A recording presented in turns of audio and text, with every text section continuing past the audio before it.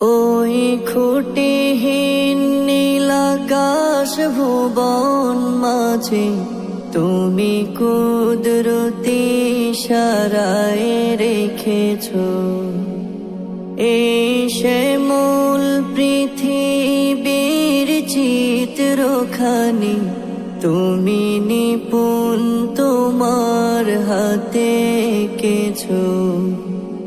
ওগো আল্লাহ শুকর তোমার আমারে যে মুসলিম করেছো। ওগো আল্লাহ শুকর তোমার আমারে যে মুসলিম